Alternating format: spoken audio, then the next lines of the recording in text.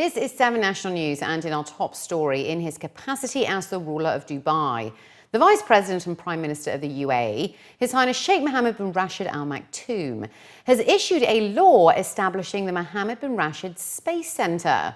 The move will support the country's ongoing efforts in the space sector and will supervise the design, manufacturing and launch of the Arab world's first Mars probe under the name of Al-Amal, or Hope.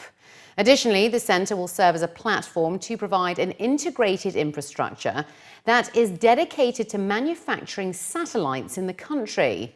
His Highness Sheikh Mohammed also issued a decree appointing Dubai's Crown Prince, His Highness Sheikh Hamdan bin Mohammed bin Rashid Al Maktoum, as the chairman and general supervisor of the centre's projects and strategic development plans. The centre will be responsible for qualifying nationals in space science, promoting innovation and launching scientific and educational programmes in collaboration with specialised international bodies. It will further promote scientific development and innovation in space science in the country.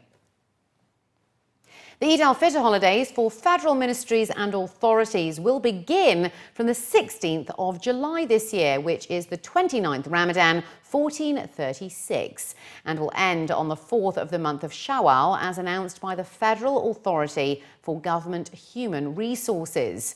The authority has issued a circular announcing the holidays for federal ministries and departments that will begin on Thursday, July the 16th, and work will then resume on Tuesday, July the 21st.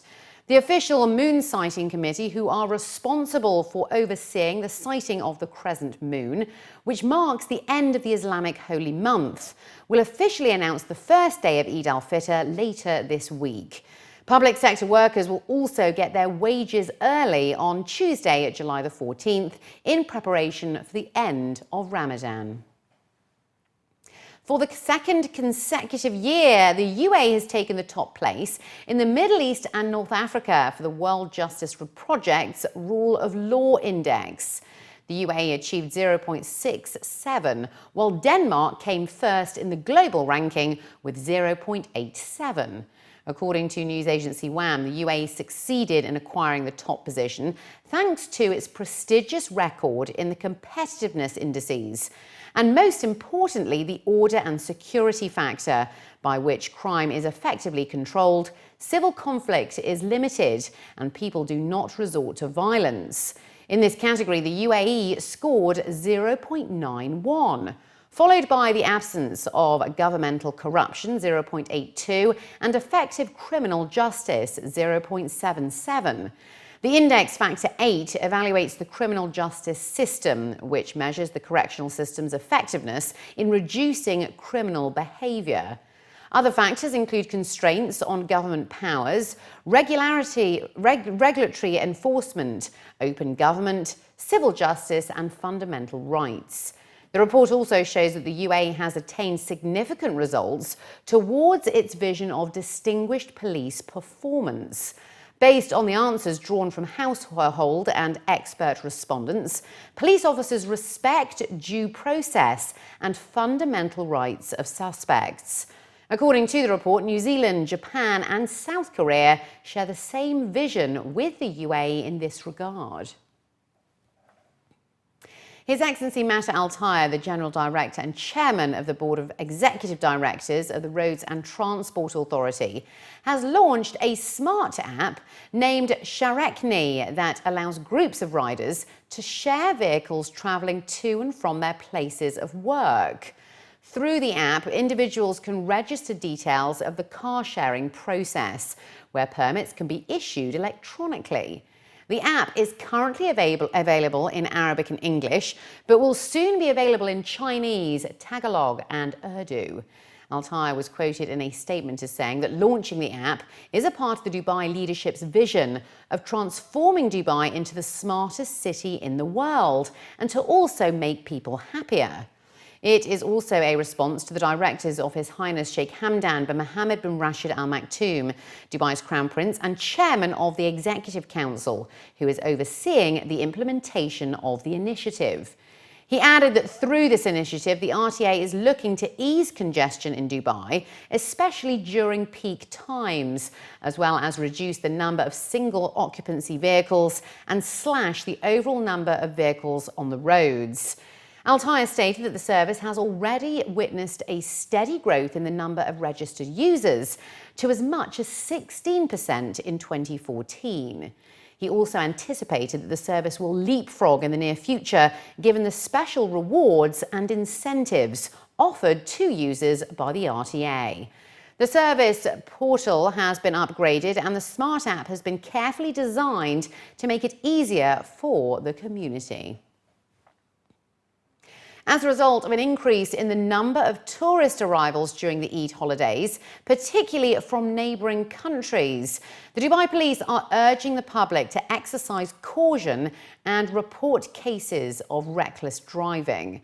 According to the Dubai police, there will be increased patrols in unmarked cars during the holiday season to monitor and penalise offenders for affecting road safety in the Emirate. According to the Deputy Director General of the General Department of Traffic, the authority has conducted intense field studies in order to identify the areas and timing of the day that are prone to accidents and poor driving behaviour. The police have also encouraged the public to use the service titled "We Are All Police" and report a crime via the non-emergency hotline. Earlier in the month, the police had announced that such measures, tighter security control on roads and more focus on combating dangerous offences committed by motorists, has helped reduce traffic deaths by 30% so far this year. As you know, on Eid, many people are going to come to Dubai, and we'll have many visitors in this time. So we try to focus on highway roads because it'll be too much rush hour in this time. So we try to focus on highway roads. We try to stop the reckless drivers, to tell them some advice, to reduce their speeding down, and we hope to be no any accident, inshallah. Our patrol car, civilian car, and police cars all everywhere. So we are trying to control all. We know the places where the reckless driving are, so we try to focus on these areas. And we are very strict with those reckless drivers, so we try to focus on them and catch them directly when they're doing this reckless driving. As a part of their campaign, the police had also revealed that they have issued fines to 53,680 vehicles over the first 4 months of the year. That's compared to around 35,000 during the same period last year. Home to over 200 nationalities, Dubai's roads are known to host a number of different driving cultures, and the public has been advised to be wary of such offenders. The police will continue to monitor the roads via cameras installed across the Emirate, adding that overseas offenders will have to clear their fines prior to their departure from the country. The situation now is better than before. We are in the right line. Inshallah, we want to be zero death on the road by 2020. And, we have more than 200 nationalities in UAE, in Dubai, exactly. So we are to go to the drivers, to the labor, the people who are crossing the road. Alhamdulillah, we are doing good. And inshallah, we will reach our aim by 2020, inshallah. Safety distance is we are focusing on highway roads, which is above 100, 120 speed. So the car shouldn't be close to other cars behind 3 meters. So the two cars together have fine because they are both are driving in the highway and above the speed. So we're giving the both car fines. A unique multidisciplinary clinic very recently opened its doors in Dubai, specifically to deal with children's mental and emotional issues.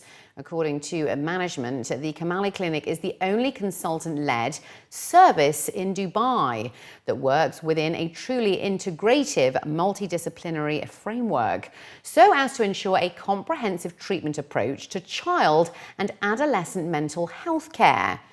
The clinic deals with children up to the age of 18 who have anxiety disorders, depression, behavioural disorders, learning difficulties, and sleep and eating disorders.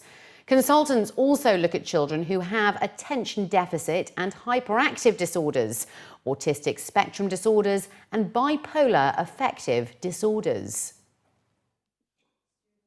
The reason for the existence of the clinic is because members within the team had actually worked in Dubai, in the region, and had recognised that there was a lack of comprehensive, multidisciplinary, joined-up services for the full range of difficulties that we see in child psychiatry.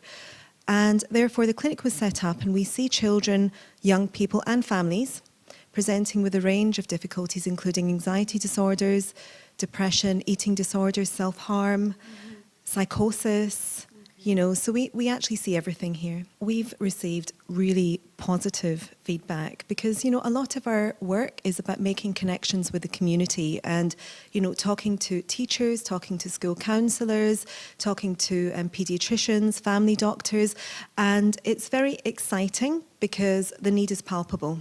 We recognise that there are a lot of children and young people who are really struggling within the city for lots of reasons. We have a very dynamic city, a developing city, and we have a population where they're experiencing issues with identity, with transition, with language barriers, cultural barriers, and also the school system as well, and getting used to that. So we have received very positive feedback that we're a very much needed service. Additionally, a developmental training centre is available within the clinic to provide intensive treatment and support for patients between the age of 5 and 18. The centre is currently carrying out a special summer programme entitled Bounce Back, which is a day programme that provides mental health treatment and study support to 12 to 18-year-old adolescents who are experiencing emotional, psychological and/or behavioural problems, which are having a significant impact on their daily lives and school attendance. We have the Bounce Back programme, and that is a day programme for young people between the ages of 12 to 18. And they come here 3 mornings a week to engage in different activities and therapeutic groups. Types of groups that we run are social skills, expressive art, and creative studies. I suppose mental health within this region has had a lot of stigma around it, and I think part of our work here is actually the promotion of mental health. We're all very passionate, all the practitioners and staff that work here. So for us, it's actually trying to engage with the community and trying to get them to understand that actually mental health is like having physical health difficulties, that it is acceptable and things can get better. Within Bounce Back, we do social skills groups because these kids are missing the social part, the communication part, as they don't go to schools. So we do it either in Arabic or in English. It depends on the program. Now we're having the big program for those who are like more than 12 years old to 16 years old. So it's mainly social skills groups. We sit together, we talk about things they are interested in. Maybe they will talk about arranging an event, arranging a party, a makeup day, creative art. It depends on their interest more than developing the language. And finally, looking to other news now, Dubai International Airport has been named as the best airport in the Middle East at the Asian Freight, Logistics and Supply Chain Awards that were held recently in Hong Kong. Hosted and organised annually by Asia Cargo News, the awards recognise leading service providers, including air and shipping lines, air and seaports and logistics, and other associated industry professionals. The nomination and voting process allowed readers of Asia Cargo News and e-News subscribers to first determine the leading companies in the market and then determine the winners.